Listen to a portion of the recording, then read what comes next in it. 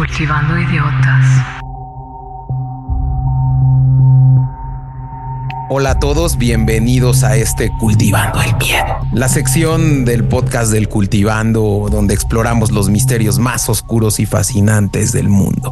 Hoy vamos a sumergirnos en una figura que ha sido temida, odiada, pero también venerada a lo largo de la historia: las brujas. Saludo al copiloto de esta nave y colaborador del Cultivando desde Alemania, Chavita Araujo. ¿Cómo estás? Muy bien, James, feliz de regresar a estos temas horroríficos, pero interesantes también, y que han marcado la historia, no solo, digamos, de la mitología y de las historias de terror, sino también la historia de la mujer. Y feliz nuevamente de saludar a Javiera y a una invitada muy especial que se llama Camila López, ¿verdad, Javi? Así es. Hola chicos, ¿cómo están? Aquí les traigo una persona, Camila, muy bien. que le encanta el tema de las brujas. Uh-huh. Ella es una bruja, se define como bruja. Cuéntale un poco más. O sea, siempre conectado con el tema de la brujería, pero más allá algo como también feminista, como lo estaban planteando, pero es como poder ser autosuficiente, sanarnos con el tema de la prosperidad, de la abundancia, y va muy de la mano con la espiritualidad. Estoy estudiando, veo tarot, así que... Pues bienvenidas a este Cultivando. Y bueno, pues también recomendar, Javiera inició hace poco un podcast, Fanáticos del Miedo. Sí. Se los recomendamos, ahí tiene historias bien interesantes. Yo tuve ahí la oportunidad de escuchar la de Hello Kitty, que está bastante buena. Ajá, la creepypasta. De la creepypasta. Bastante bueno, se los recomendamos muchísimo. Está en las principales plataformas, ¿verdad, Javi? Y por ahora se la encuentran en Spotify y en Amazon Music. Y se llama Fanáticos del Miedo. Así que pueden ir a escucharla, a ver si les gusta. Hay varios temas interesantes. Como ya saben, me encanta el miedo, así que tengo varias historias de terror ahí para contar y entrevistas también. Así que está muy entretenido por si quieren pasarse del Cultivando el Miedo a Fanáticos del Miedo. Los dos tienen que escuchar, ¿eh? Perdón que interrumpa, pero los dos, y se complementan para todos los que están escuchando este episodio. Pues para dar inicio ya y entrar en materia, las brujas han sido retratadas como mujeres capaces de invocar fuerzas ocultas, lanzar maldiciones o incluso volar en escobas. Pero ¿qué tan reales son estas historias? Y yo creo que en este episodio vamos a explorar el origen de las brujas, la persecución a las que fueron sometidas, y debatiremos si realmente existen personas capaces de dominar la magia blanca y la magia negra. Pero vamos a comenzar nuestro viaje con un poco de historia, ¿no, Javi? Exacto, porque obvio el concepto de la brujería tiene raíces bastante profundas que se remontan a civilizaciones muy antiguas. O sea, esto no es un término moderno, sino que lleva mucho tiempo. Ya habían indicios de brujerías en la antigua Mesopotamia, porque existían sacerdotisas, que eran conocidas como Enquis y que eran consideradas como intermediarias entre los dioses y los humanos. O sea, ellas hacían esta como conexión entre ambos mundos. Estas mujeres tenían conocimientos de hierbas y medicina, lo que las vinculaba como prácticas de curanderas y sanadoras, ¿no? Que más tarde fue como un concepto que fue muy asociado con las brujas, ¿no? Ya luego en la antigua Grecia, ya llamadas hechiceras, estas mujeres practicaban magias rituales y a menudo eran vistas con recelo por la sociedad. Y ya en la Edad Media fue cuando las brujas ya empezaron a convertirse en un fenómeno súper destacado, y todo esto con la llegada y la expansión del cristianismo, que obviamente comenzó a cambiar un poco el concepto de la magia, la percepción que se tenía de la magia, y obviamente también todas las figuras asociadas con la brujería. Ya el cristianismo rechazaba los antiguos dioses paganos y consideraba que estos eran cultos demoníacos. Entonces obviamente se difundió la idea de que las personas que realizaban ciertos actos de magia estaban aliadas con el diablo. Entonces, digamos, el concepto de las brujas cambia muchísimo de la Edad Media a la antigüedad.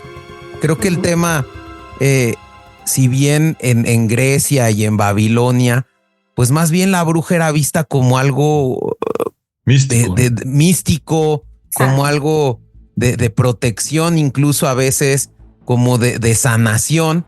Y entra la Iglesia Católica en la Edad Media y empieza a cambiar el concepto de la bruja, ¿no crees, Chavita? Y definitivamente yo creo que puede de bien para mal. Las brujas creo que al principio sí eran como le daban de cierta manera el lugar a la mujer en las antiguas sociedades, o eso es lo que yo más o menos pude ver. Y entra todo este nuevo, digamos, ola con el cristianismo y pues empieza a ver cómo llega este tipo de buscar minimizar el que la figura de la mujer y las mujeres que sobresalían, no dejarlas crecer. Creo que es todo esto, y no solamente en las mujeres, la ciencia en general se empezó a minimizar y fue una edad bastante oscura, ¿no? La Edad Media. Sí, exactamente. El cristianismo o el catolicismo es algo bastante machista en sí.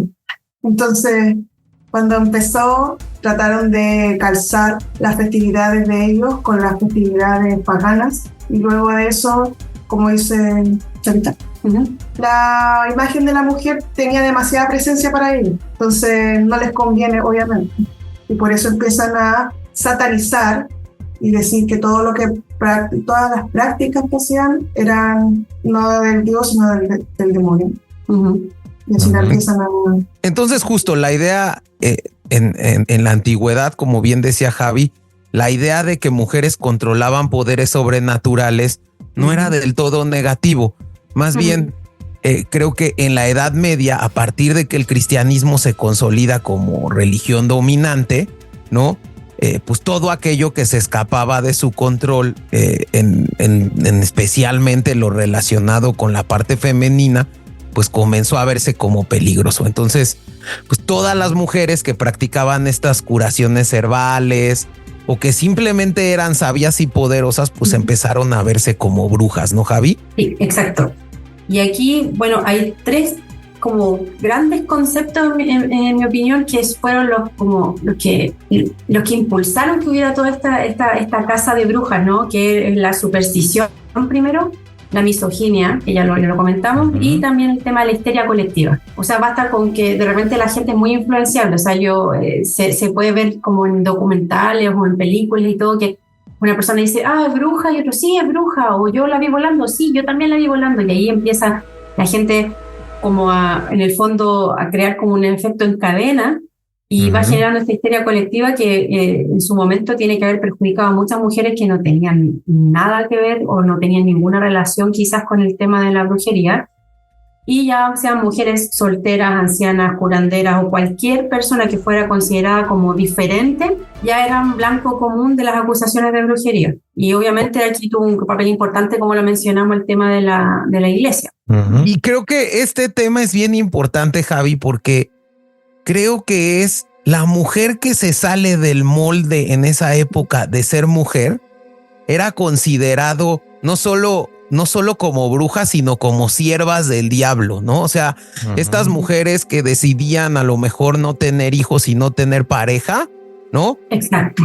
Como que rompía ese molde, entraban en ese, digamos, en ese cajón de ser bruja o poder ser bruja. Y entonces creo que empieza esta figura de la bruja a extenderse por Europa y América, y empiezan a tener estas características comunes, ¿no? Como mujeres solitarias, ancianas, ¿no? Que a menudo viven al margen de la sociedad, ¿no? Y que realmente cada región empieza a desarrollar sus propias leyendas de las brujas, ¿no? Como dices, en Europa, por ejemplo, decían que volaban en escobas, ¿no? En América, por ejemplo, decían que podían transformarse en animales.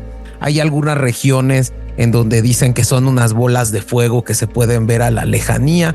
Y bueno, pues se empieza a convertir este tema de las brujas y a extenderse a lo largo de las regiones, ¿no, Javi?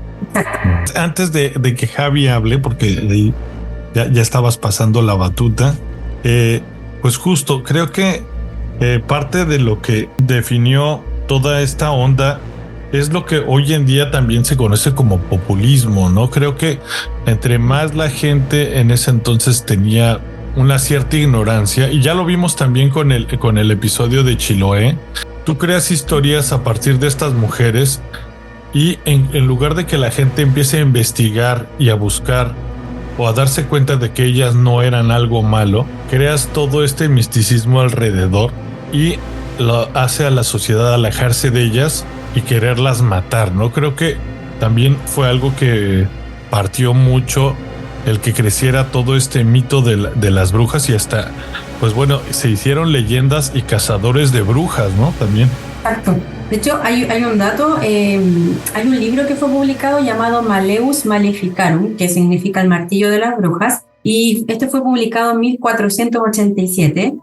Era una especie de manual que fue escrito por Heinrich Kramer y Jacob Sprenger, y ellos en este libro, o este manual, digámoslo así, definen lo que sería considerada una bruja y cómo debía ser juzgada. O sea, ya empezó la literatura también a decir un poco cómo se debía actuar con respecto a estas mujeres.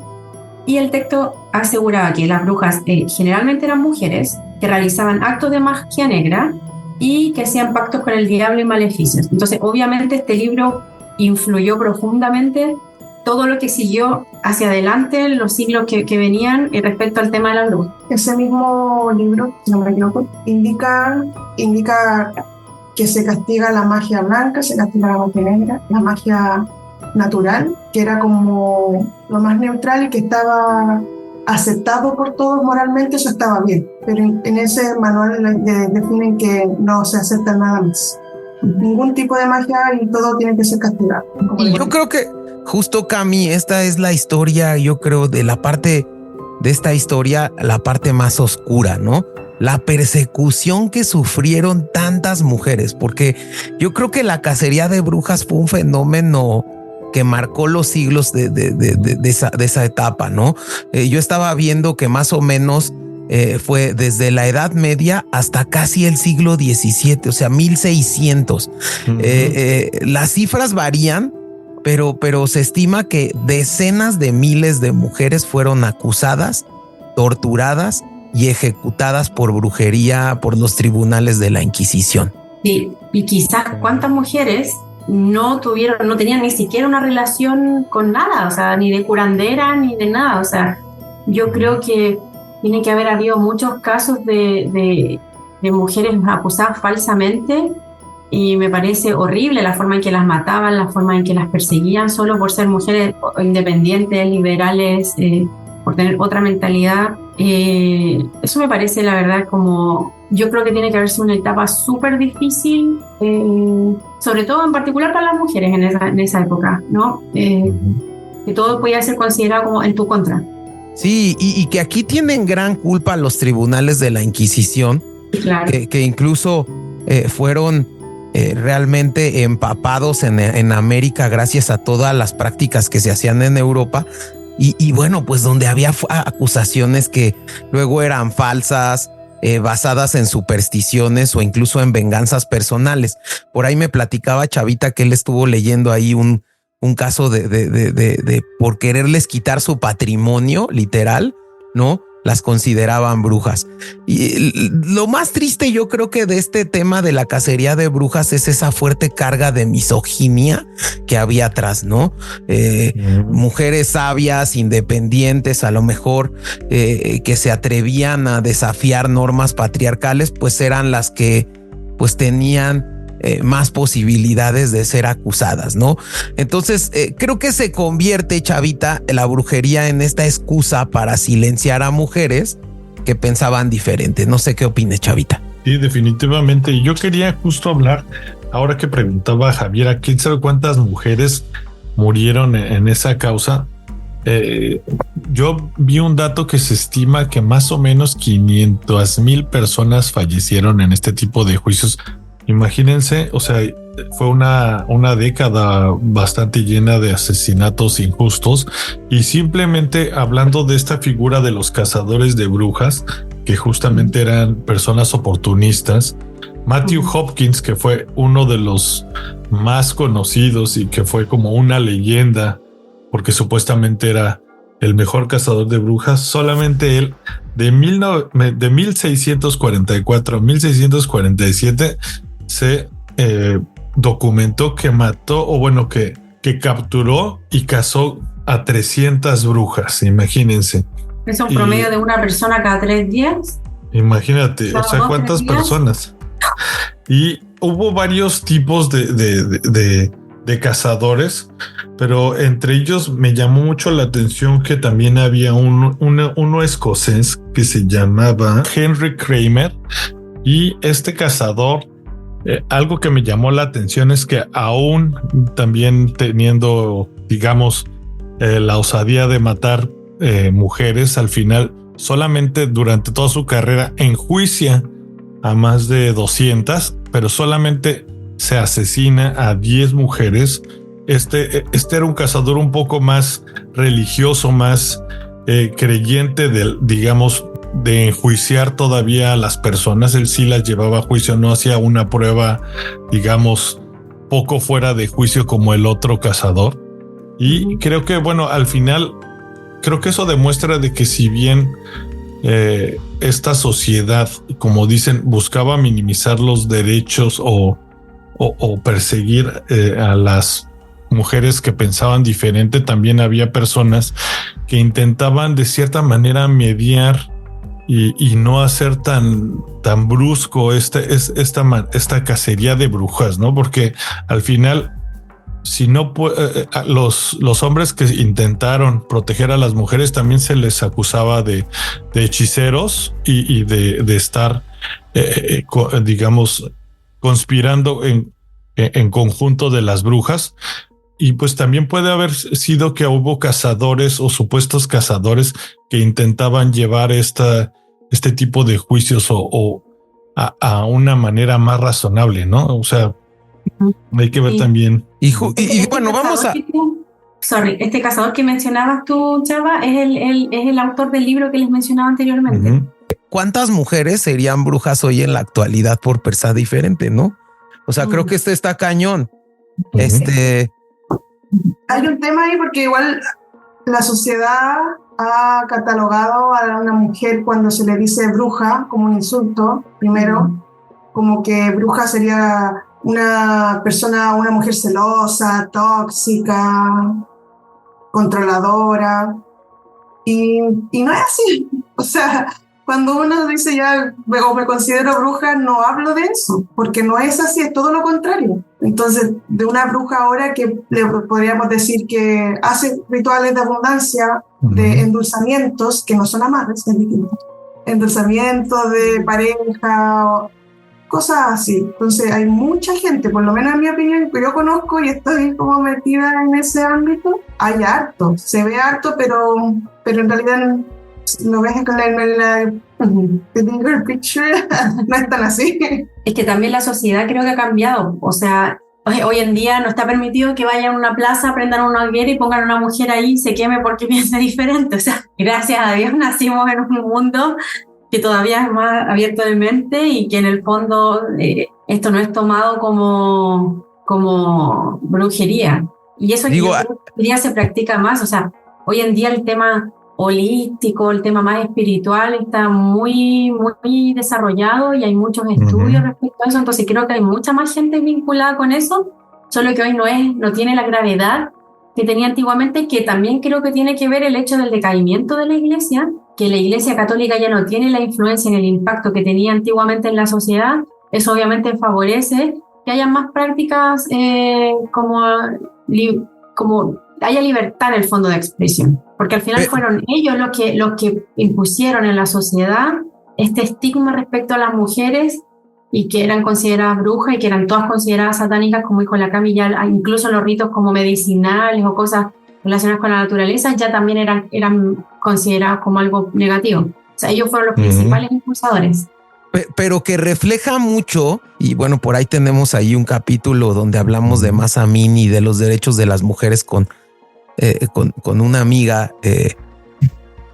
y justo creo que refleja mucho cuán fuerte ha sido la lucha de las mujeres para poder respetar sus libertades, ¿no? Pero bueno, Oye, más allá de la persecución y de todo esto, que hay casos muy sonados y que a lo mejor vamos a regresar más adelante al caso de Salem, existen, yo creo, algunos elementos de la brujería que a mí me gustaría ahí que entráramos más en materia ya como fuera de la historia, que son los elementos más utilizados, Javi. Creo que sería importante describirlo. Sí, exactamente. Obviamente la brujería, sobre todo la brujería moderna, que se centra en la práctica de la magia o la conexión con la naturaleza, la exploración de la espiritualidad, tiene muchos elementos que forman parte de ella. Por ejemplo, la luna, siempre se dice que en particular la luna desempeña un papel muy importante en las tradiciones de brujería, ya que se cree que la luna influye sobre las emociones y la energía también. Pues obviamente esto es algo muy simbólico por parte de la brujería. O sea, dependiendo del tipo de luna que haya, depende del ritual que tú puedes hacer. Todo depende de eso, o sea, nos movemos con la luna, todo funciona en base a la luna, claro. Y que creo que es bien importante esto, porque literal, ¿no? Los mismos océanos, la misma marea se mueve con la luna. Entonces creo que también sí la luna tiene una carga energética interesante, ¿no, Cami? Sí. Sí, o sea, como digo, luna llena se hacen ciertos rituales, si hay luna nueva, o no se hacen, o se hacen otros más de limpieza.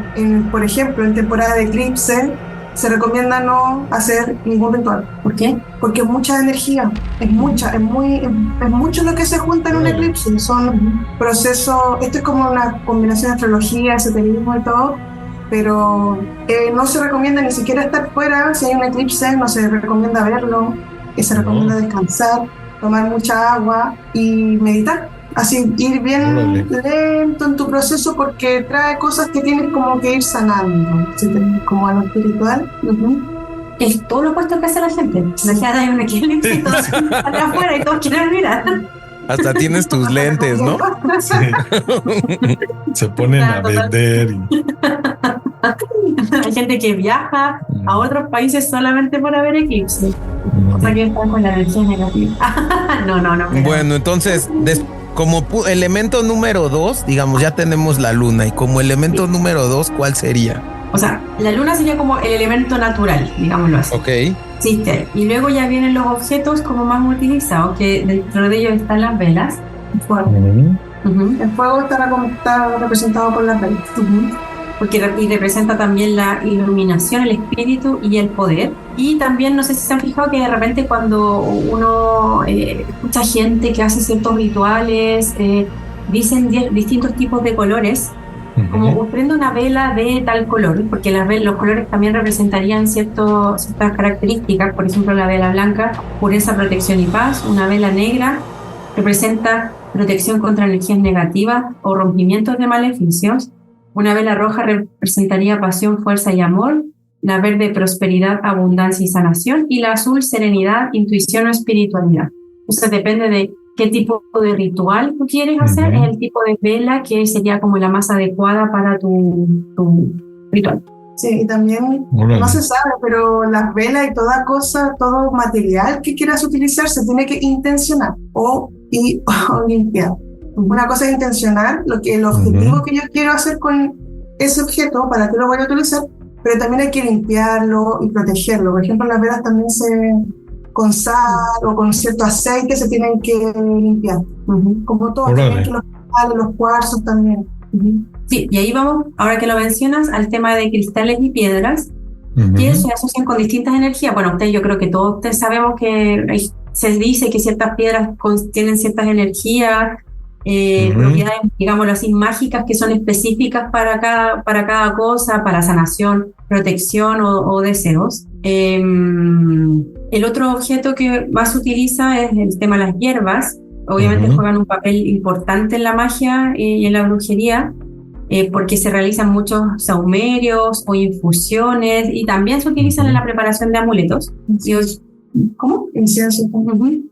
Y que estos tendrían propiedades mágicas, ¿no? Y depende de qué tipo de hierba utilices. Por ejemplo, la lavanda sería como para calma, protección y limpieza. La salvia sería para la purificación. El romero para claridad mental o protección. y la ruda como protección y eliminador de malas energías. Y esto me genera recuerdos, me evoca recuerdos de mi abuela, por ejemplo. No sé si ustedes conocen la planta de la ruda, que tiene un olor muy, muy intenso. Y la planta tiene una hoja que es un verde grisáceo, mi color. Y mi abuela decía, tenía ya en la entrada de su casa una ruda y decía que efectivamente era para espantar a las malas energías. O sea, yo creo que todos tenemos algo de brujas, ¿no? O sea, como el típico remedio de la abuela que te dice si pones ciertas plantas que para energía, que las libera, que te protege. O sea, eso se ocupa siempre, o sea, siempre es utilizado. Yo me imagino que ustedes también tienen recuerdos de cosas así que las abuelas decían, ¿no? Historia que se de nuestras familias, nuestros ancestros, pero se recomienda tener siempre una ruda en la casa, y si la ruda se muere, es problema. ¿Sí? Si la ruda se muere, ya te echaron un mal o algo así, pero la ruda siempre se tiene que regalar. No se puede comprar. No se puede comprar, la tiene que regalar. Ah, mira. Y que también, por ejemplo, aquí en México hay una cultura muy grande sobre, por ejemplo, las limpias, ¿no?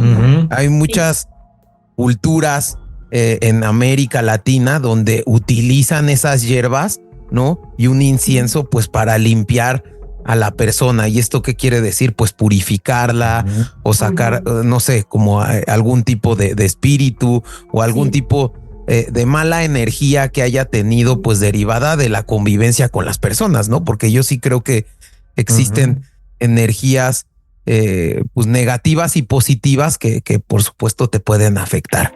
Definitivamente.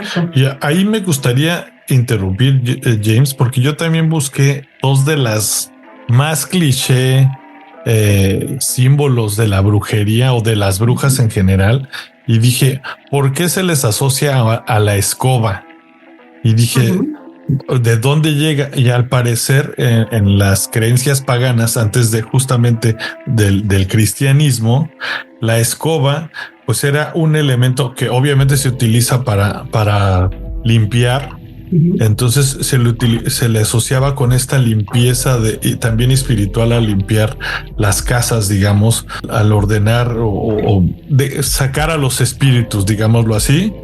Y también, por alguna extraña razón, se dice que se le asociaba como símbolo de fertilidad, y existían prácticas que hacían la gente antes de la cultura cristiana, que eran utilizar la escoba fuera de casa para ahuyentar a las malas energías.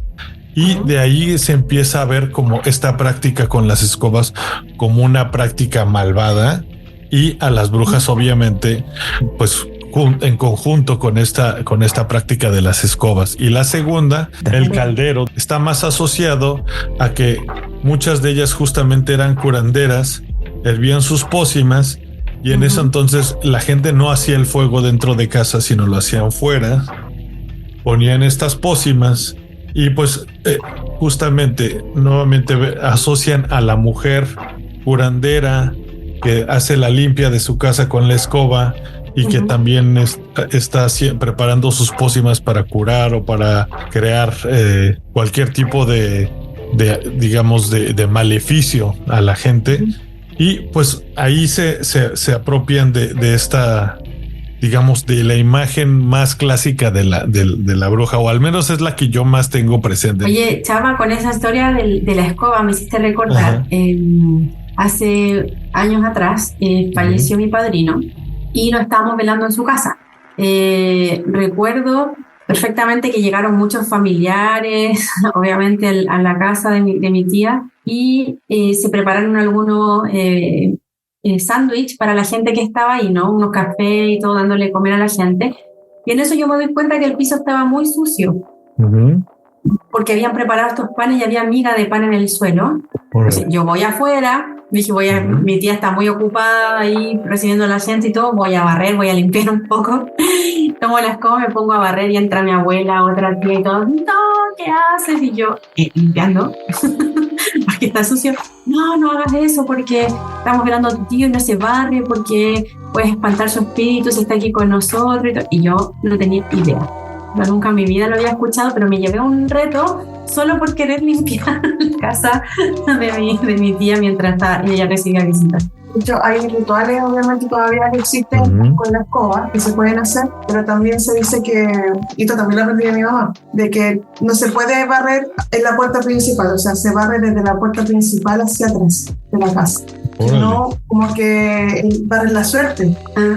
Como que hay una manera de barrer. Yo a veces también barro la casa, junto la cáscara de ajo con sal de mar, la tiro por el comedor y empiezo a barrer. Pero hacia la puerta de la cocina, hacia atrás. ¿Por qué? No la tiro, para no que no se vaya la suerte y así también limpio. Mira. Y cada, cosas así que uno hace, rituales. Y hay rituales de incluso de Año Nuevo, donde sacabas una escoba el 31 de diciembre y si barrías, pues sacabas la mala suerte. No, pero digamos, interesante esta historia del caldero, pero a mí me quedó la duda. Ustedes pusieron otro elemento que es el atame. ¿Qué es eso? El atame es una especie de cuchillo que tiene 2 hojas, ¿no? Es un cuchillo ceremonial y se utiliza, se supone que es para dirigir la energía durante los rituales. Supuestamente no se utiliza para cortar físicamente, ¿ya? Ahora no sabemos, depende del ritual. Si hay brujas malas que realmente son satánicas, quizás sí lo utilicen, no sabemos, pero en principio no debería ser utilizado para cortar, sino más bien simbolizaría la voluntad y el poder de la bruja, y también esto se asocia al elemento de fuego o aire, dependiendo de la tradición o del ritual que se esté realizando. Y bueno, también me gustaría pasar, ya que volvemos al tema de los elementos de la brujería. Se han fijado que siempre se dice en este tema de los rituales satánicos y todo, que está este pentáculo que sería una estrella de 5 puntas y que está inscrita en un círculo, que es como el típico símbolo que se ve en rituales satánicos. El clásico de Hollywood, de película de terror, que está en el piso pintado de color rojo. Y bueno, este círculo también es uno de los símbolos más poderosos de la brujería y representaría los 5 elementos, tierra, aire, fuego, aire, pero también el espíritu. Hay 4 elementos y el espíritu. Eso es lo que significaría. Se usa para protección y como símbolo de conexión entre lo terrenal y lo espiritual. Yo eso la verdad es que lo aprendí ahora investigando un poco sobre el tema de las brujas, pero si tú me preguntas antes de esta investigación, yo hubiera pensado todo lo contrario, que tiene una connotación bastante más negativa, precisamente por lo que les mencioné anteriormente, que uno lo ve más en rituales satánicos, ¿no? Pero ¿se sabe lo que es el satanismo? O sea, eso es otro tema, pero... Ahí es más profundo. Es algo súper moral, súper correctamente moral. Están como las 12, no sé si son 12 realmente, pero como los 10 mandamientos. Están como los 10 mandamientos satánicos. Donde si yo te preguntara la opinión, no la tienes por qué dar. Cosas así como súper correctamente. No ya, sé, Ya Cami está viendo cuál es el siguiente cultivando el miedo, ¿no? Que tiene mucho tema la Cami. Sí. Oye, otra cosa que veo es, y a mí me gustaría preguntarle a Cami, ¿qué tiene que ver el incienso? Porque el incienso está en muchos rituales de este tipo, ¿no? Como que el incienso genera algo, Cami. Limpia, el humo limpia. El incienso está básicamente compuesto por ciertas plantas secas, que las tienes que secar. Hay que pedirle permiso a la planta, ¿cierto? Dejarla secar antes de llegar y usarla. No se usan así frescas, en realidad, eso es para otra cosa. Pero para hacer los inciensos es el humo el que limpia. Y dependiendo del tipo de la planta que quieras utilizar, va a depender si quieres proteger, limpiar, endulzar. Lo que siempre ocupamos, y que veo que Javierín está utilizando más ahora, es el palo santo, que es súper bueno para limpiar tenemos una experta. El olor también es súper bueno, aromatiza. Es limpiar. Yo lo hacía con un tostado, con romero. Sí, y lo pasaba por la casa, porque de repente pasan cosas raras y no me las explicaba, y dije, ya, si es sábado o martes o jueves, pasar un incienso, quemar hierbas y pasarlas por la habitación. ¿Por qué esos días? No sé realmente, pero se recomiendan ciertos días. Para ciertos rituales son martes, jueves. Como de limpieza. Sí. Ah, no sabía. O sea, puede hacer cuando quieras, pero hay ciertos días que se recomienda. Por ejemplo, no sé, rituales de dinero, para la abundancia. También hay días para eso. ¿Cuáles serían? Eso me interesa.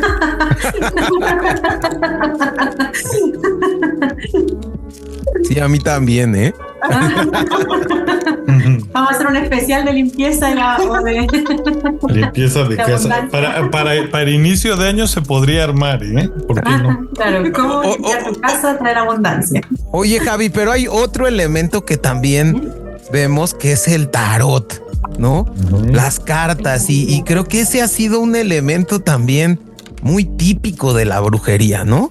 Sí, es como uno de los métodos más conocidos para la adivinación y son utilizadas para obtener orientación espiritual o prever futuros eventos. Obviamente las imágenes y los símbolos que hay en cada carta permiten interpretar ciertos mensajes del subconsciente o del universo. Pero yo creo que aquí le voy a dar el pase aquí a mi amiga Cami porque ella anda con su mazo de tarot y ella lee el tarot, así que ella debe saber mucho más respecto a este tema. O sea, hay mucho. Hay 1.000.000 de mazos y cada uno puede elegir el mazo que más conecte, como fue en mi caso. Yo conecto con algo y lo compro, porque me es más fácil, encuentro que fluye más y es como, el tarot no te va a decir qué hacer, porque tenemos como muchos planos y dependiendo de tu actuar, va a depender de lo que vaya a pasar. Entonces, si tú haces esto, va a pasar esto. Es más que nada eso. Yo lo ocupo como guía. Quizás de repente como necesito o estoy desesperada y necesito tener así como con algún asunto, quiero claridad. ¿Esto me conviene o no me conviene?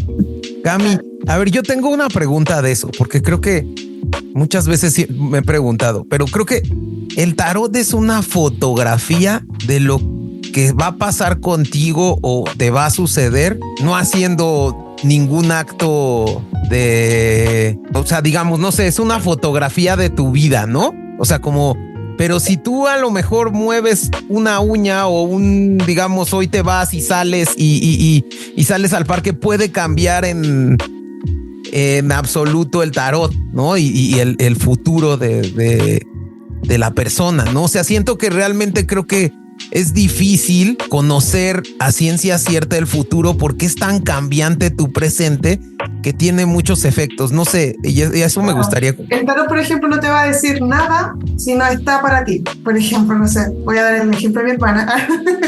Desde que yo empezaba a leer el tarot, ella siempre a veces me pregunta, por ejemplo, ¿cómo está el amor? Y nunca apareció nada.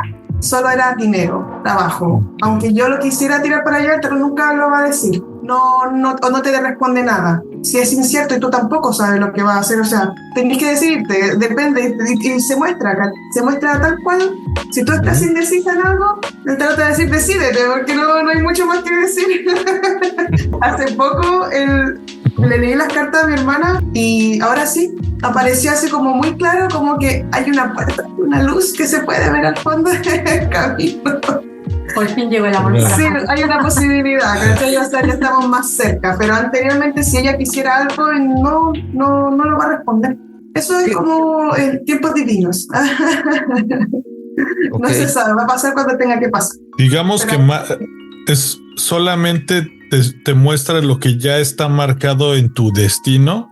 Claro, como digamos, como que puedes ir para allá, es que en eso está también basado la espiritualidad, o sea, ¿cuál es nuestro objetivo de vida? ¿Para qué vinimos a este mundo? Y siempre la espiritualidad, cuando la gente llega y usa la espiritualidad, que está también conectado con el tarot y todo lo esotérico, es para guiarte a eso, para guiarte a lo que tú tienes que hacer, cuál es tu objetivo de vida. Órale. ¿Y hay tipos de tarot o cómo aprendiste? Sí. Oye, yo solo me compré un tarot, empecé a usarlo, a tratar, después hice un curso, ahora en Canadá me compré un oráculo que es distinto, se puede usar como tarot, pero es distinto, está basado en plantas. Es muy lindo, es muy genial. Entonces conecté mucho con el tema porque es un oráculo para donde es más fácil para mí, por ejemplo, utilizarlo como para preguntas simples de sí o no. Por ejemplo, el sol. El sol siempre va a ser un sí, una carta ha sido excelente. Y está representada también, tiene los mismos significados, las mismas figuras, pero en plantas. también, el oráculo. Ok. Pero depende, hay de ángeles, hay uno queer, así como ya de LGTB y todo eso. Entonces está en la misma base de Rider White, que él lo hizo, y cada objeto tiene su significado. Pero también hay que verlo como, ya, esto dice que es así, esta es la respuesta a esto, pero en realidad tú también tienes que conectar con eso, conectar con la carta, conectar así como canalizar. También ¿Y qué te mueve? O sea, no sé, ¿qué es lo que, qué hay, quién está detrás o cómo, qué es lo que mueve el que a una persona se le vía las cartas, pues se le... ¿De leerlas? se les lee, bueno, se vea su destino, ¿no? Entiendo como que la pregunta de James es como ¿qué es lo que te daría o de dónde vendría esa información que se transmite a través de las cartas, o no? Es correcto. ¿Del universo? No sé. ¿De la persona? ¿De la misma persona que...? Sí, podríamos decir que, de nuevo como lo espiritual, cada persona tiene sus maestros y guías de vida. Entonces, hay muchos que mueven eso. O sea, a mí me pueden soplar mis guías, pero todavía no. ¿Cachai? De que, porque ellos tienen más visión. No están en este plano, están en el plano astral. Y pueden soplarte y decirte, oye, no, mira, esto va a pasar acá. Soplar, perdón que interrumpa, soplar, no sé si el mismo lo ocupan ese término en México cuando alguien te dice algo al oído, cuando te... Como que sí, también te soplan. ¿Sí? Ah, ya, ok. Solo para aclarar, porque si es muy chileno, ¿no? Claro, y si no hay nada, las mismas cartas van a salir porque es como el azar, ¿cachai? O sea, vais viendo, vais eligiendo, vais barajando las cartas y a veces salta una, o a veces tu intuición te dice, no, elige esta carta y la elijo, y eso era justo, ¿cachai? O a veces no, depende de cómo tú conectes con las cartas. Digamos, es este medio, ¿no? Yo creo que claro. Cartas es un medio como son muchos, ¿no? La mano. Como la runa. Las runas. La taza de café que lo hace otra cultura. La turca. Claro. Entonces hay tantas maneras, también se puede leer el té, puedes tener péndulo, puedes tener la cruz de angeloterapia también, hay un montón. Cami tiene para muchos temas. Puedes hacer un especial de tarot. En un cultivando el miedo. Ajá.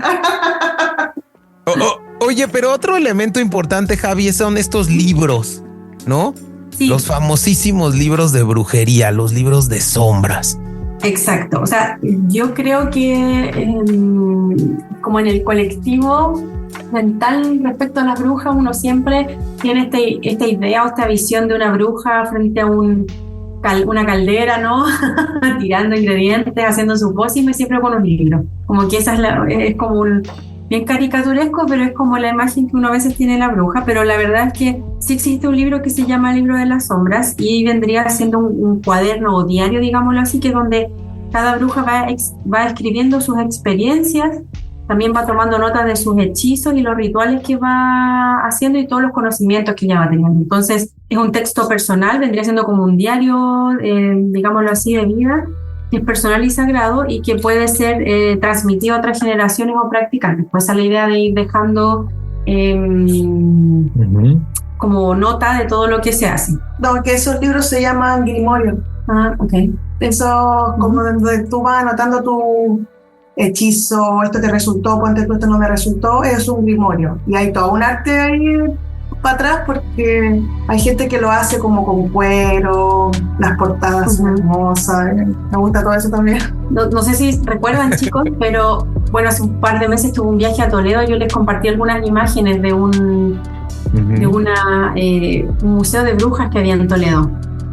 Y ahí es muy curioso porque ahora ya investigando más, efectivamente aparecen todos estos ítems que hemos hablado, las velas, para qué servían, los tipos de cristales que yo utilizaba, los tipos de incienso, las plantas, amuletos, los aceites esenciales que también utilizaban. Entonces muy loco porque sí, cuando una cosa es lo que uno piensa o tiene como más o menos en la mente, ya verlo ahí y que te iban indicando todas las cosas, cómo las utilizaban, para qué.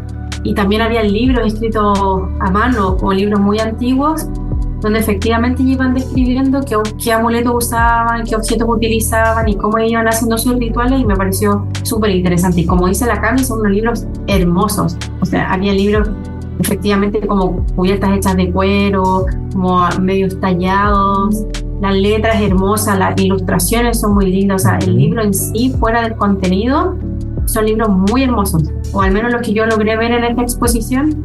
Eran libros muy, muy, muy lindos. Y a ver si nos pasas la foto otra vez para ponerla en el Cultivando, en las redes del Cultivando. Sí, te las envío porque está súper bueno. Y me gustaría hablar ya de dos objetos que, en mi opinión, son como súper interesantes. Uno es el de los espejos, porque hay esos me dan mucho miedo. Sí, o sea, hay muchas historias respecto a los espejos. Yo, la verdad es que hasta hace un par de años solo, para mí un espejo normal y ya, ¿no? Pero en una clase de yoga que estaba, una profesora, la Marcia, siempre me acuerdo, y me decía que uno tenía que, en la habitación no podía tener espejos que te apuntaran durante la noche, incluso las televisiones que podrían, como estando apagadas, reflejar parte que reflejan en el fondo lo que está en la habitación, que debían cubrirse siempre. Los espejos y las televisiones. Y yo quedé un poco traumada, saqué la televisión de mi pieza. Tenía una televisión, la saqué, just in case. Pero ahí yo no sabía que existía todo este mundo detrás de los espejos. Y sí, es como una herramienta como bien poderosa que se utiliza en la brujería, también en la adivinación. Hay un área que se llama espejomancia, y también algunas personas la ocupan como para protección y reflejar energías negativas de vuelta al origen. Alguna vez escuché también eso, que es bueno tener al frente de la puerta de entrada de tu casa un espejo, o sea que cuando tú abres la puerta, si viene mala energía, la mala energía se refleja y se devuelve hacia afuera, y así no entra a tu casa. Eso yo lo había escuchado también antiguamente. Y en algunos rituales estos espejos también son utilizados para comunicarse con el subconsciente o para también visualizar otras dimensiones. Eso no me gustaría jamás. Imagínate estar en tu baño así lavándote los dientes, mirándote al espejo y no sé, y te aparece otra dimensión, me muero. Espero nunca experimentar algo así. Y el otro... Son como, bueno, en algún momento decían que este tipo de espejos son como portales a otras dimensiones, ¿no? Y que incluso, no sé, había de Bloody Mary, que era como poner en un espejo una vela y apagabas la luz y te podía aparecer algo. Entonces, no lo intenten en casa. Yo lo recomendaría que respeten los espejos. ¿Para qué? ¿Conocen ese de la noche de San Juan también? Es como que tú te paras frente al espejo con una vela y llamas 3 veces al demonio y lo puedes ver reflejado en el espejo. No. ¿Para qué? Innecesario. Pero si alguien lo quiere hacer.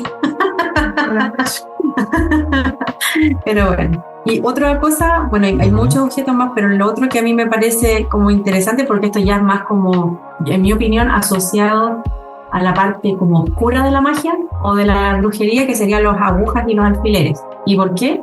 Porque ya creo que todo se le debe venir a la mente el tema de los muñecos vudú, ¿no?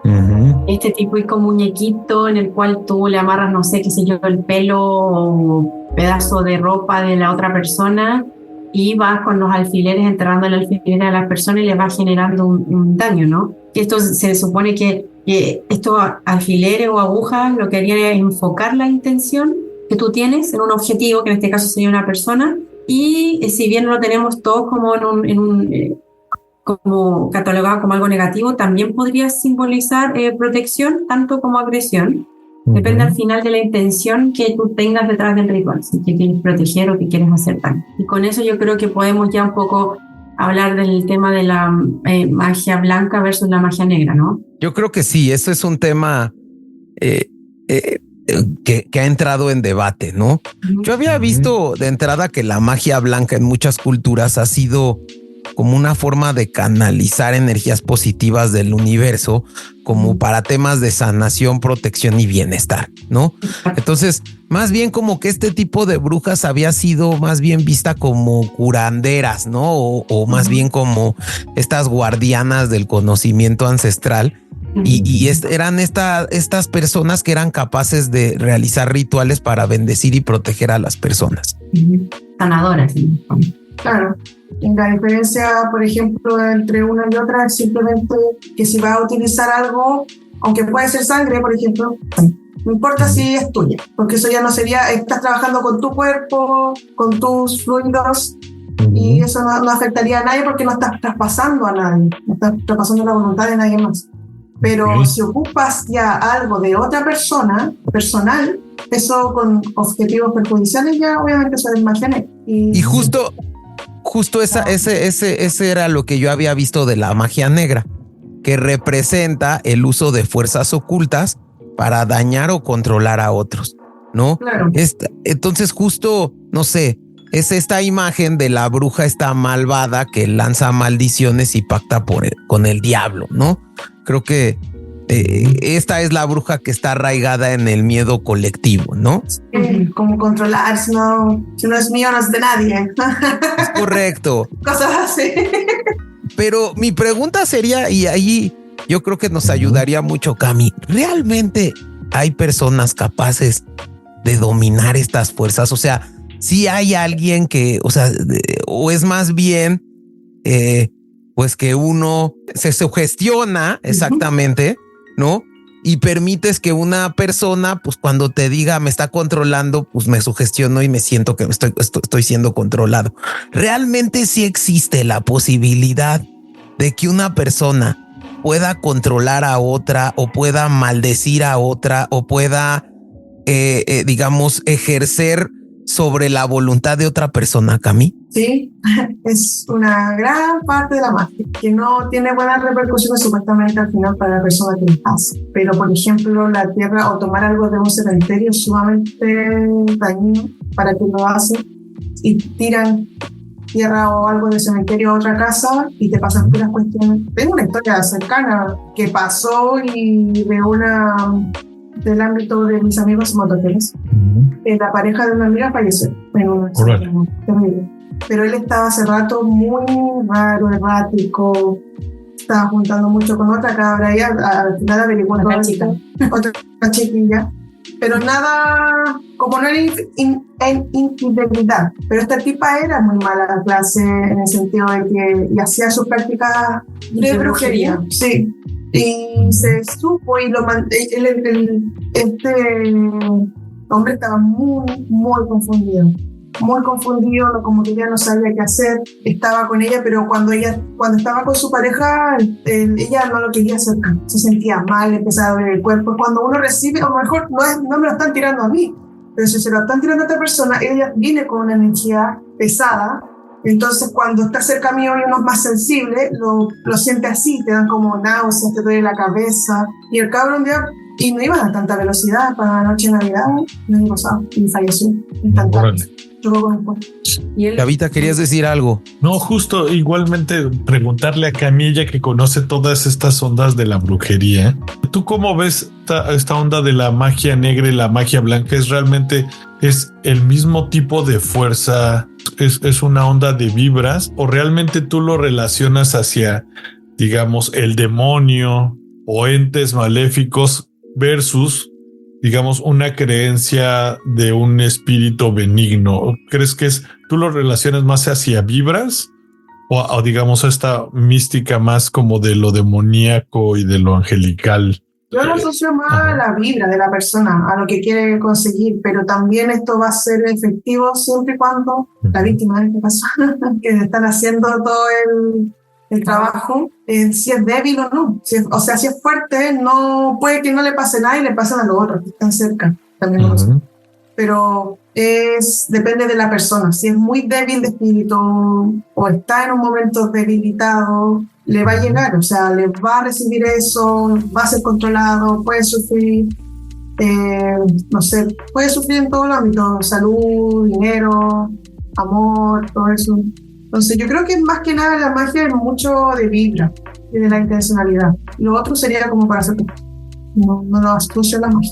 Y sí creo que esto que dices es importantísimo. La intención tiene que ver muchísimo en la magia, ¿no, Javi? Sí, exacto.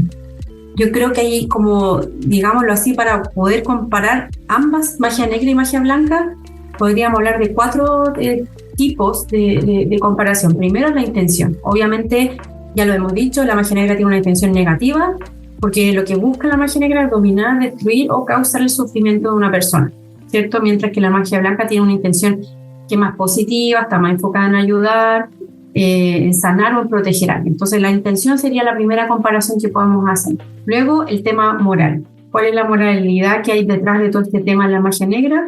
Siempre se ha considerado la magia negra como algo inmoral o de una ética cuestionable debido a la intención que tiene, como lo mencionamos anteriormente, ya que se intenta dañar o manipular a otros, mientras que la magia blanca, en cambio, sigue ciertos principios morales, ya que está basada en el respeto y la libertad de la otra persona y en el bienestar de la otra persona. No intervenir en el quiero que se enamore de mí.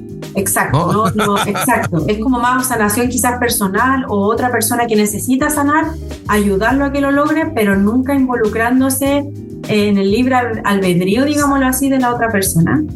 Otra comparación es respecto a las consecuencias que esto puede traer en la persona afectada. Obviamente la magia negra puede traer consecuencias negativas, no solo para la persona a la cual se le está realizando la magia, porque también aquí entra el tema del karma, ¿no? O sea, debido a la creencia del karma o la ley de la triple devolución que se llama, que es que todo lo que tú haces se vuelve multiplicado a ti, también podrían, en estricto rigor, afectar a la persona que tiene la intención de hacer la magia. O sea, como dice la Cami, de repente hay gente más vulnerable que podría recibir muy rápido cualquier ataque o maldición o magia o hechizo o lo que sea. Sin embargo, si tú a lo mejor tienes alguna protección o algo, este mismo hechizo podría devolverse a la persona que está tratando de hacerte daño, ¿no? Y las consecuencias de la magia blanca, por el hecho de que es altruista, no tiene efectos negativos porque actúa desde una base desde la bondad y el respeto, tanto con las personas como la naturaleza. Por lo tanto, en ese sentido, las consecuencias de la magia blanca no serían negativas, serían positivas. Y obviamente el tema energético, que la energía oscura o destructiva están asociadas siempre con la magia negra, mientras que la magia blanca se conecta con energías luminosas y más constructivas, ¿no? Como el pro de la persona, de sanación, de la espiritualidad, del bienestar. Así que, si bien ambas tienen distintas tradiciones espirituales y culturales, algunos que pueden pensar que son solo supersticiones, pero obviamente en los contextos esotéricos ambos conceptos son súper relevantes. También en temas religiosos, porque también está involucrado el tema de las fuerzas sobrenaturales que se pueden ver involucrar con el tema de la magia negra o blanca. Interesante, la verdad está interesantísimo esto, pero digamos ya para acercarnos más a esta época, ¿no? En el siglo XX, pues la brujería experimentó un renacimiento con el surgimiento de ciertos movimientos como el neopaganismo y la religión Wicca. ¿Ustedes conocían esto? Yo no había escuchado esto de la religión Wicca o Wicca. Sí, primero, para un poquito, efectivamente tienes razón, un resurgimiento del tema de la brujería, pero antes de eso, durante el periodo de la Ilustración, comenzó un poco un declive ya de la creencia en la brujería. Ya con el avance, digámoslo así, del pensamiento más racional durante la Ilustración, y pensamiento no solo racional, sino que también científico durante el siglo XVIII, estas creencias en la brujería comenzaron un poco a perder fuerza, ¿no? No era tan... esta creencia tan mística empezó a perder peso, digámoslo así, y empezó a ganar más espacio el tema científico. Los filósofos empezaron a rechazar las supersticiones sobre la magia, el diablo, los maleficios y todas estas cosas, ya que empezaron a catalogarlos como que estos fenómenos tenían relación con la ignorancia e incluso la histeria colectiva. Empezaron un poco, digamos, a bajar el interés, o lo empezaron como a disminuir un poco, a desprestigiar. No, estas son creencias como tontas, solo la gente ignorante cree en este tipo de cosas. Los juicios también de la bruja empezaron a disminuir gradualmente, aunque las creencias en la magia popular y las supersticiones siguieron persistiendo, sobre todo en zonas rurales, durante muchos siglos, pero aquí se pudo observar, como te digo, una especie de declive de la creencia de la brujería. Y ya posteriormente, a lo largo del siglo XX, donde empieza a comenzar todo este resurgimiento, especialmente en la década de 1950, este resurgimiento por el interés en la brujería tenía un enfoque bastante más positivo que en la antigüedad, y estaba centrado también en las tradiciones paganas. El movimiento Wicca, como tú lo mencionaste, fue fundado por Gerald Gardner y fue uno de los principales impulsores de la brujería moderna, como una religión que más que hacer rituales o magia, se enfocaba en celebrar la naturaleza y la espiritualidad femenina.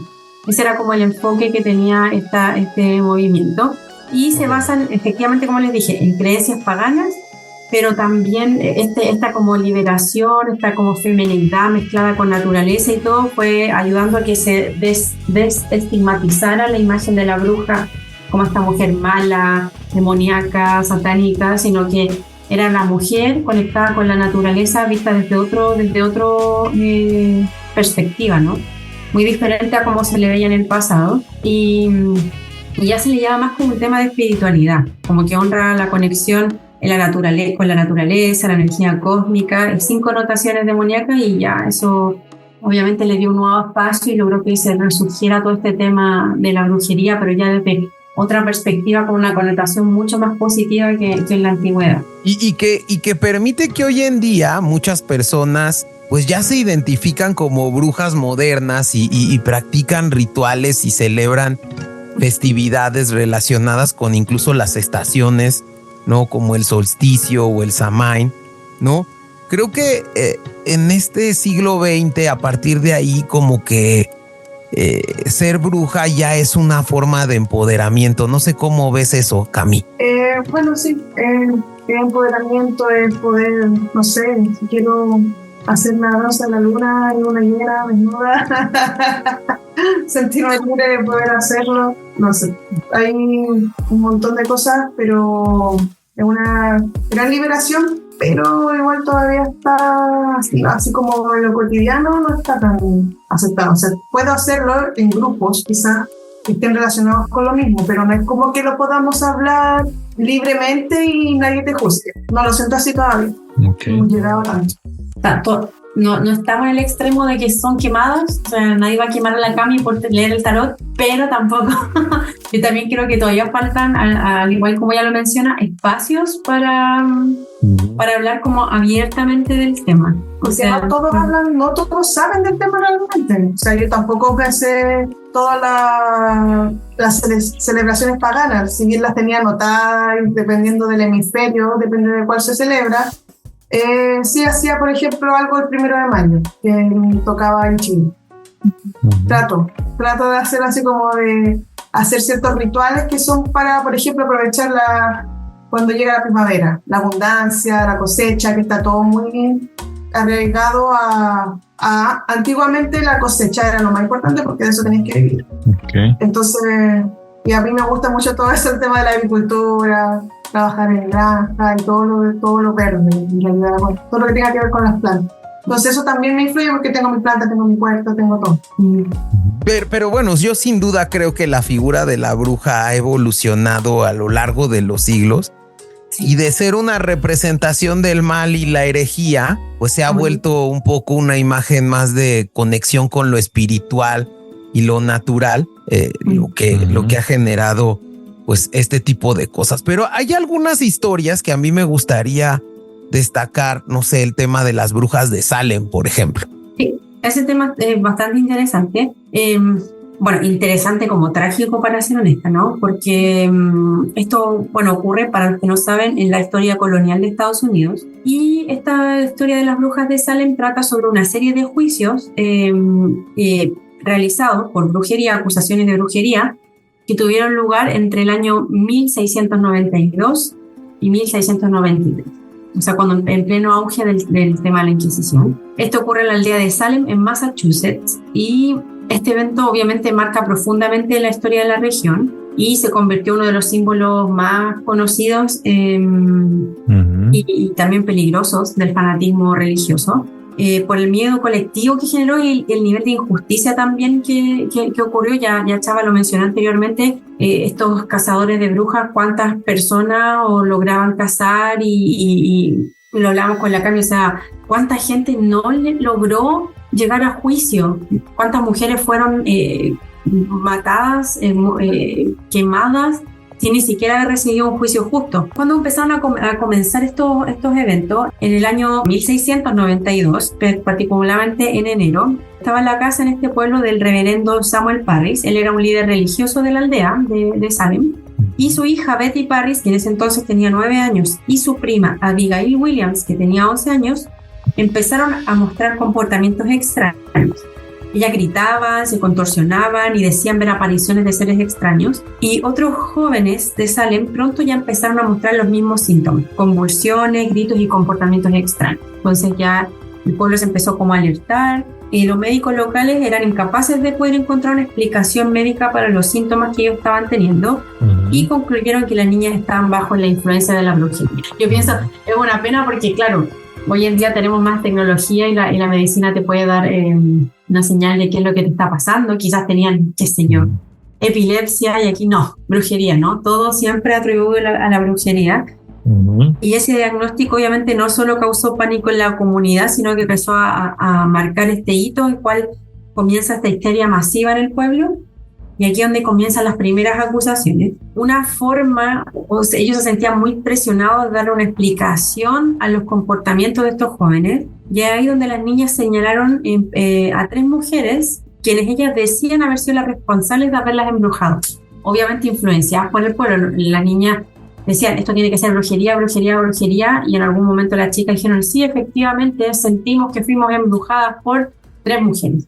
¿Quiénes eran estas mujeres? La primera se llamaba Tituba, que era una esclava caribeña de la casa de los Parris, o sea, trabajaba ahí en la casa donde vivían estas 2 primas que fueron como afectadas, digámoslo así. Y luego estaba Sarah Wood, que era una mujer pobre, finalmente era una vagabunda ahí del pueblo, vivía ahí, no tenía hogar.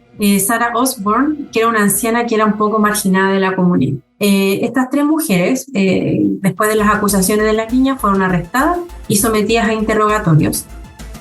Obviamente se sentían muy presionadas. Tituba, bajo presión e intimidación, confiesa que ha practicado la brujería y describe visiones de pactos con el diablo. También acusó a otras personas de la comunidad también de estar involucradas en un complot satánico. Y esa confesión obviamente desencadenó una serie de acusaciones que empezaron a propagarse rápidamente. O sea, todos empezaron a acusarse con todos empezaron a decir que otras personas tenían participación, y así es como comienza a propagarse el pánico dentro del pueblo. Y a medida que estas personas fueron siendo acusadas, la histeria obviamente se apoderó de Salem, y no solo ahí, también en aldeas cercanas. Y las acusaciones no se limitaban solamente a gente marginada del pueblo, sino que también figuras respetadas por la comunidad. O sea, gente que tenía altos cargos dentro de la comunidad fueron señaladas como brujas, y los juicios se convirtieron en una herramienta que al final lo que hizo fue resolver viejos rencores personales, ¿no? Yo tengo un problema, no sé yo, qué sé yo, con el panadero del pueblo, voy y lo acuso, digo que esta persona es bruja o brujo, y ahí empezaron a haber muchas acusaciones falsas también por conflictos de propiedad, para quedarse con propiedades de otras personas, y en total más de 200 personas en este pueblo fueron acusados de brujería. O sea, un número loquísimo de gente, muchos promovidos por intereses personales. Y los juicios comenzaron en junio de 1692. Bridget Bischoff fue la primera en ser condenada y ejecutada a la horca el 10 de junio de 1692. O sea, tan pronto empezaron los juicios, empezaron a haber ejecuciones. Durante los meses siguientes, otras 19 personas fueron ejecutadas. La mayoría eran mujeres, pero también algunos hombres, como Giles Corey, el quien fue aplastado hasta la muerte por negarse a declararse culpable o inocente.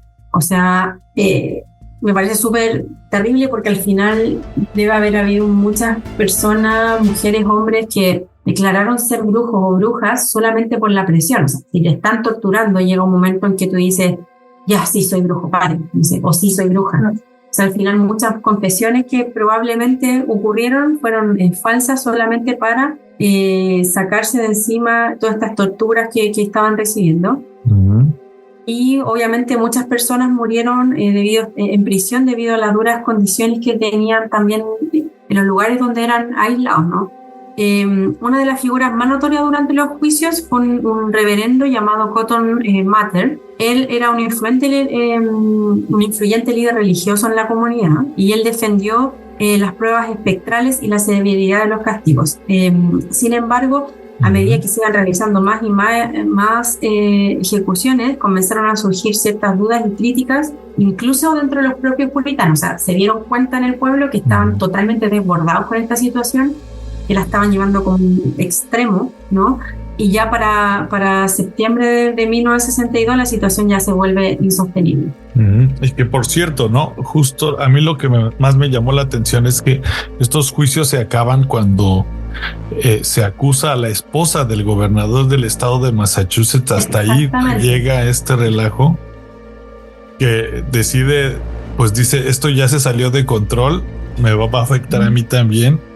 Pues ahí se nota que empezaban a hacer ya demasiados intereses en este tipo de ondas, ¿no? Exactamente. Como tú lo mencionabas, la esposa del gobernador de Massachusetts, ni siquiera de Salem, de Massachusetts, llamado William Phips, intervino y disolvió la corte de Oyer en octubre de 1692, convenientemente, porque a su esposa se le había acusado de brujería, y posteriormente creó un tribunal que efectivamente desestimó muchas de las acusaciones que ya existían. O sea, él dijo, claro, no, mi esposa no tiene nada que ver, ella no es bruja, se desestima el caso, pero obviamente también necesita quedar bien, porque es solo su esposa y no las otras personas, y ahí es donde él decide desestimar muchas acusaciones de las que había. Ya en mayo de 1693, o sea, ya un año y medio casi después de que comenzara toda esta caza de brujas en Salem, las personas restantes que aún estaban en prisión por acusaciones de brujería, pero que todavía no habían sido condenadas, fueron finalmente liberadas y los juicios ya se dieron por concluidos. Después de un par de años, muchos de los involucrados en los juicios expresaron arrepentimiento. Por ejemplo, uno de los jueces, llamado Samuel Sewall, hizo una confesión pública de culpa en el año 1697, o sea, 5 años después de toda esta digámoslo así, matanza, porque básicamente una matanza. Y en 1702 los juicios fueron oficialmente declarados ilegales. O sea, después de 10 años fueron declarados ilegales por el Tribunal Supremo de Massachusetts, y en el año 1711 el gobierno ofreció compensaciones económicas a las familias de las víctimas. O sea, qué bueno que tuvo, entre comillas, un final, a ver, no voy a decir un final feliz, pero que ya esto se detuvo con un reconocimiento a las familias del daño que se hizo y todo, pero obviamente que el evento ya había ocurrido, ya dejó una marca, digámoslo así, indeleble en la historia. Yo creo que todos saben lo que ocurrió en Salem, lo que se refiere al tema de los juicios de la bruja de Salem, y obviamente esto también hay que tomarlo como una interpretación o una advertencia más bien sobre los peligros también del extremismo religioso, porque al final todo esto parte de un tema, a raíz de un tema religioso, de la intolerancia también, y el poder que el miedo colectivo puede causar en una sociedad. Y justo que creo que destacar esto que dices, porque estaba viendo y sabía que ustedes iban a hablar un poco más del tema de las brujas de Salem, y me puse a buscar cuál había sido el último caso de mujeres encarceladas por ser brujas, ¿no? Y se da hasta 1944. 2 chicas mediums que eran Helen Duncan y Jane Rebecca York, pues fueron encarceladas y procesadas por la ley de brujería de 1735 ahí en Escocia, ¿no? Y aunque no por ser brujas, sino por engañar a gente, haciéndoles creer que podían invocar espíritus, ¿no? Esta ley está cañón, pero fue derogada hasta 1951. Todavía pude checar que en 1950, ahí en una zona cerca de, bueno, ahí en Alemania, en la Alemania de la posguerra, que era Lunenburg, un granjero que se llamaba Johannes Bading, ¿no? Denunció que sus animales estaban muriendo a causa de un gas que salía de la casa de un vecino, ¿no? Este Bading atribuye esto a unos vecinos envidiosos que practicaban la brujería, e incluso el propio Bading asesina a una vecina creyendo la bruja con un instrumento de labranza. y hubo cerca de 15 casos de brujería que se denunciaron ante los tribunales de esta región ante la sorpresa e incluso incredulidad de los jueces. Pero cómo el miedo colectivo, y eso es lo que quiero destacar, puede generar este tipo de creencias, ¿no? Que de creencias mentales de que alguien puede estar manejando mi voluntad, ¿no? Exactamente, muy loco. Lamentablemente murió ya mucha gente respecto a eso. Agradezco, sobre todo por Cami, porque con la mitad de las cosas que Cami estudia el día de hoy, hace 5 siglos atrás, la primera en irse a la horca a la fogata, así que, pero bueno.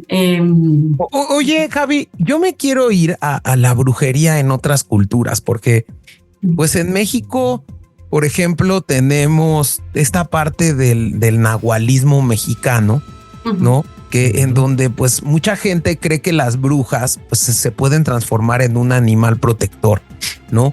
Y digamos, esta creencia que se tiene en los pueblos, ¿no?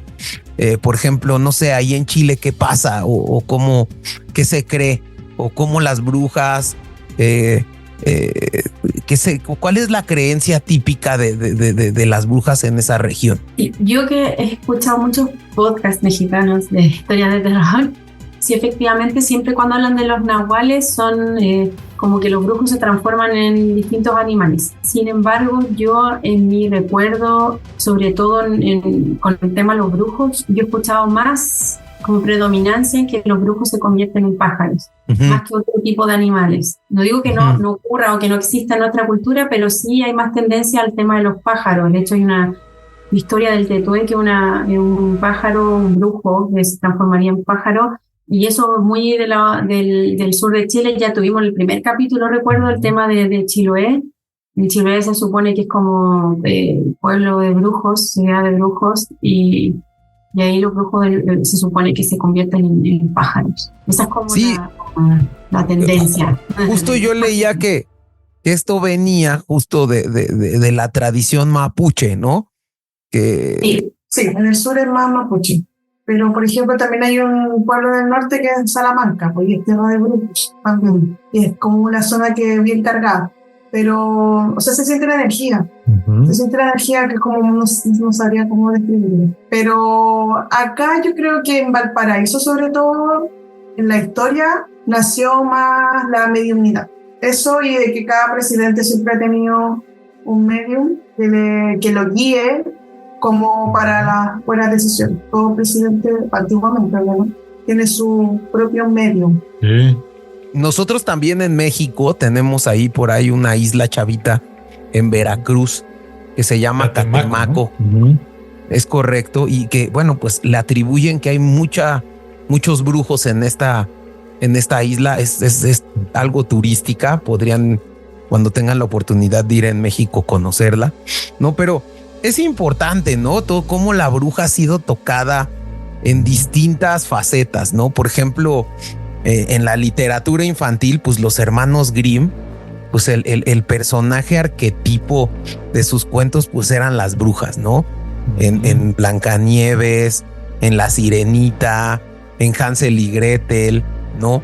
Es una imagen asociada desde la infancia como mala, ¿no, Javi? Sí, efectivamente, sobre todo en Hollywood, en las películas de Disney, como tú mencionabas, siempre está esta concepción de la bruja mala. Y ahí quisiera hacer una observación bastante interesante, que por ejemplo, cuando uno ve la película de Maléfica, está basada en Besitos de Oro, ¿no? Que se pincha el dedo y se duerme, ¿sí? Y todos decían que que la bruja la maldecía cuando ella era niña, y efectivamente eso pasa. Pero luego en el remake que se hizo ahora con Angelina Jolie, donde cuentan la historia de Maléfica, demuestran que ella no era mala y que de hecho ella hace que se despierte la niña, porque hablaba de el verdadero beso, un beso de amor, la iba a despertar de su sueño, y el beso que le da la bruja hace que ella despierte.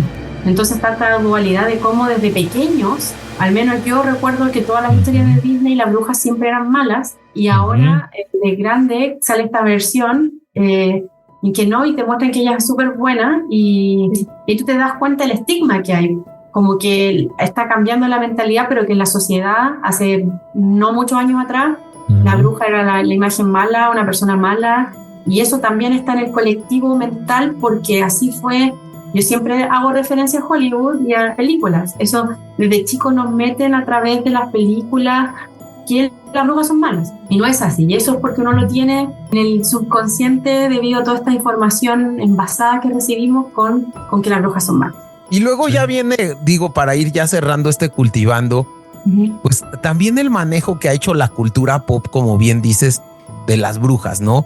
Desde el Mago de Oz, que ya aparecen las brujas buenas y las malas, hasta, bueno, pues ya en la cultura pop, pues estas series como Hechizada, como Sabrina, claro, como Sabrina Buffy, como Charm, ¿no?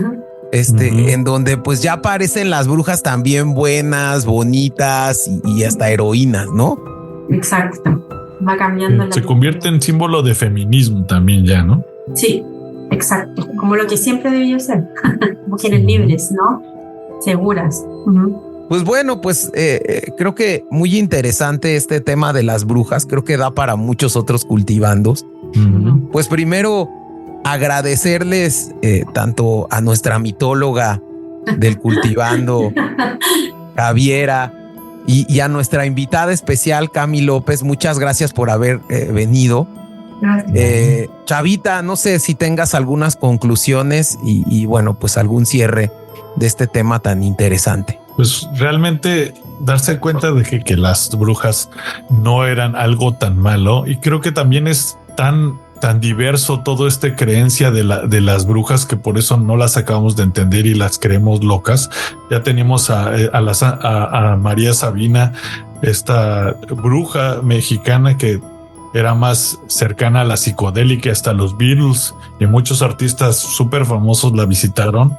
Y pues por el otro lado está Juana de Arco, una revolucionaria francesa que se le acusó de bruja por simplemente buscar un puesto en la sociedad, ¿no? O sea, creo que es muy variada, pero cada vez nos damos cuenta de que sí tiene algo que vale la pena de seguir, y que sí hay cosas que creo que todavía vale la pena rascarle. Yo creo que sí esta onda del tarot y la psicodelia y los hongos también tiene mucho que darnos para adelante. Cami, tu cierre, por favor.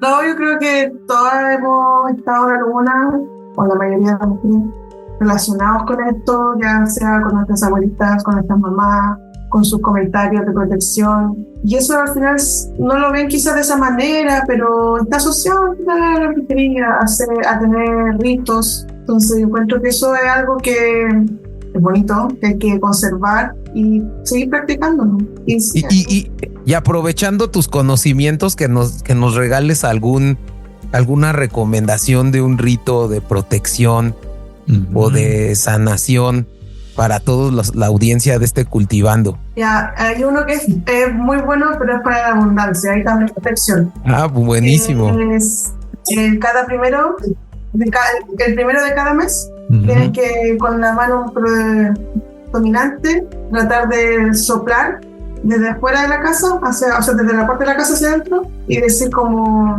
decreto como abundancia a esta casa y a todos sus habitantes. Eso es lo que digo yo. Pero puede ser algo parecido, 3 veces, soplar, decirlo 3 y cada vez que soplas tienes que decir, primero cada mes antes de las 8. Antes de las 8 de la tarde. Eso es para la abundancia, siempre hay abundancia en la casa o un negocio. Javi, antes que nada agradecerte y tus conclusiones, por favor. No, nada, más que nada, que es un tema súper interesante, como triste también. O sea, hoy en día uno lo puede hablar con normalidad y uno puede asociar estos ritos a algo más positivo, digámoslo así, pero sí me parece, cuando me dices brujas, como algo muy triste, como que lo asocio a cosas muy tristes debido a todo lo que pasó en la historia, y sacar lecciones nomás, que ojalá no se vuelva a repetir, y que hay que verlo como algo positivo y ver lo bonito de esa conexión con la naturaleza y no siempre asociarlo a algo malo, básicamente. Esa sería mi conclusión. Pues los relatos sobre magia blanca y magia negra van a continuar circulando, y esto mantiene viva la posibilidad de que hay más en este mundo de lo que podemos ver.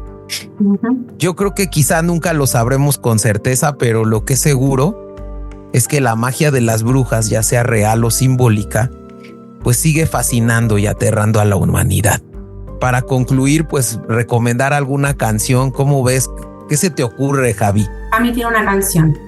Venga, Cami. Witch de Donovan. La mejor. No sé si Pues ya estamos, ¿no, Chavita? Pues nos vamos con esa y muchas gracias por asistir y esperemos volverte a tener de regreso, Cami. Ojalá. Hasta luego. Gracias, chicos, por la invitación. Chao, gracias. Gracias. Bye. Bye. Muchas gracias.